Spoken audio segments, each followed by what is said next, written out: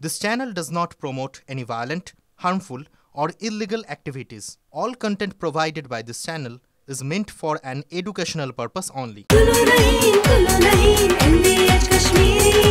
আরে কম দে কিন্তু খাঁটি দে। MDH কাশ্মীরি লাল লঙ্কার গুঁড়ো। স্থলপথে সমস্ত বাণিজ্য বন্ধ দেশের এবং দেশের স্বার্থে এই নির্দেশিকাকে মেনেও নিয়েছে ইতিমধ্যে পেট্রাপোল সীমান্তে যে সমস্ত ইম্পোর্টার এক্সপোর্টাররা রয়েছে। আর এই নির্দেশিকা জারি হওয়ার পর থেকেই বন্ধ রয়েছে ব্যবসা। এই মুহূর্তে 36টি ট্রাক পোশাক ও সামগ্রী বোঝাই অবস্থায় বাংলাদেশে রয়েছে। দুদেশের লোডিং আনলোডিং এর সঙ্গে যুক্ত শ্রমিক থেকে শুরু করে গার্মেন্টসের সঙ্গে যুক্ত ব্যবসায়ীরা সমস্যার মুখে। সম্পর্কের উপরে ব্যবসা বাড়ে, সম্পর্কের উপরে ব্যবসা কমে। তো এখন সম্পর্কটা একটু খারাপ দিকে। আর দুঃখের মধ্যে বলতে হয় বাংলাদেশে এই প্রচারের এগেনস্টে তাদের সরকারের কোনো পদক্ষেপ নেই। আমাদের ল্যান্ড বর্ডারে ব্যবসা করতে গিয়ে যে চরম সমস্যার মধ্যে আমরা পড়ছি, যে কোনো ছোটোখাটো সমস্যা আমরা 0 পয়েন্টে মিটিং ডাকতাম, আজকে এমন একটা বাজে জায়গায় গেছে আমরা না তাদের 0 পয়েন্টে ডেকে বলতে পারছি, না তাদের সরকারি আধিকারিকরা আমাদের এখানে এসে আগের মতো মিটিং করে পরিবেশ শান্ত করছে। আমরা যারা এই পোর্টে কাজ করি, বিশেষ করে আমাদের এই পেট্রাপোল সীমান্তে এক্সপোর্ট ইম্পোর্ট কাজের সঙ্গে যুক্ত এবং অন্যান্য পোর্টেও তো কাজ হয়, কিন্তু সেক্ষেত্রে বাংলাদেশের কাজের গতি তাদের সিদ্ধান্তের ফলে অনেকটাই কমে গেছে, যার ফলে আমরা এখানে যারা কাজ করি, বিভিন্ন ট্রেডের মানুষরা কাজ করেন, তারা খুবই ক্ষতিগ্রস্ত হচ্ছে।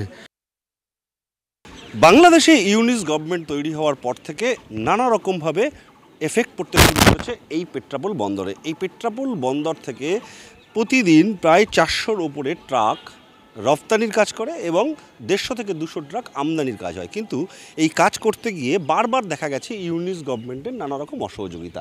অতীতে ছোট ছোট নানা রকম সমস্যা তৈরি হলে দুদেশের প্রতিনিধিরা এই বন্দরে নোম্যান্স ল্যান্ডে দাঁড়িয়ে তারা বৈঠক করে সমস্যার সমাধান করে নিতে পারতেন। কিন্তু ইউনিস গভর্নমেন্ট আসার পর থেকে এই ধরনের ছোট ছোট সমস্যার ক্ষেত্রে কিংবা আরও বড় সমস্যার ক্ষেত্রে তারা বৈঠক করতে রাজি হচ্ছে না, যার ফলে সমস্যায় পড়ছে ট্রেডের মানুষজন। এছাড়াও বেশ কিছু হঠকারী সিদ্ধান্ত ইউনিস গভর্নমেন্ট নিচ্ছে ট্রেডের ক্ষেত্রে, যার সরাসরি প্রভাব এসে পড়ছে ট্রেডে।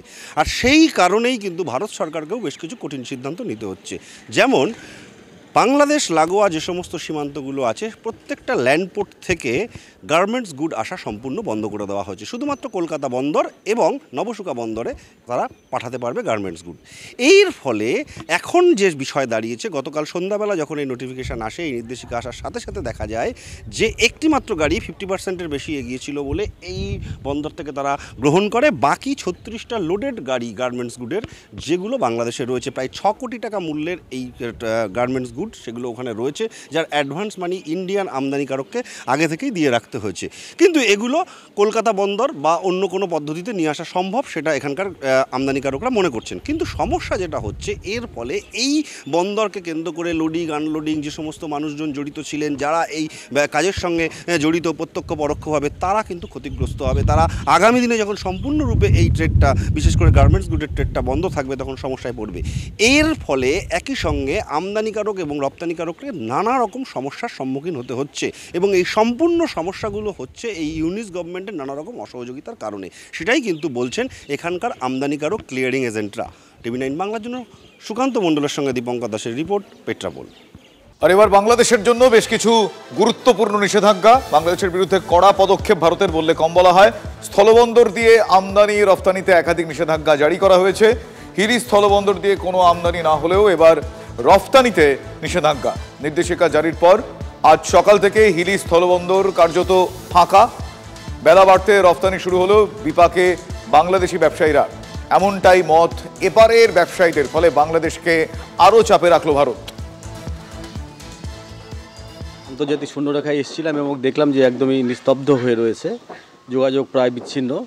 তো এটা একদিক থেকে যেটা বিষয়টা দাঁড়াবে যে বাংলাদেশে যদি পণ্য না যায়, এই আর্থিকভাবে বাংলাদেশে একটা বিপর্যয়ের মুখে পড়বে এবং বাংলাদেশের সাধারণ মানুষের একটা বিরাট সংকটের মুখে দাঁড়িয়ে যাবে। এবং যে পরিমাণে মানুষ ভারতবর্ষে আসতো তারা চিকিৎসা পরিষেবা নিতে বা অন্যান্য পরিষেবা নিতে, সেখানেও একটা বিরাট ধাক্কা আসবে বাংলাদেশের। এফেক্টটা পুরোপুরি এসে যাবে আপনার চ্যাংড়াবান্ধা এবং ফুলবাড়ির উপরে। আর এই ক্ষেত্রে আমরা সবসময় ভারত সরকারের পাশে আছি। সবার আগে দেশের স্বার্থ আমাদের সবার আগে। এইখানে বাংলাদেশের যারা আছে তাদের ক্ষতিগ্রস্ত হবে, আমাদের কোনো কিছু যায় আসবে না। বাংলাদেশে ক্ষতিগ্রস্ত হবে পুরোপুরি। এমনিতেই বাংলাদেশের যা পরিস্থিতি এখন, মানে আমরা তো বিল ঠিকমতো পাচ্ছি না, এই যে চালের বিল এখনও আমাদের আটকে আছে। তো সেই ক্ষেত্রে ওরা ডলারের জায়গায় আরও ঘাটতির মুখে পড়বে, এটা আমরা মনে করছি। এখন ছোলা হোক বা বরবটি দানা, সাদা চানা হোক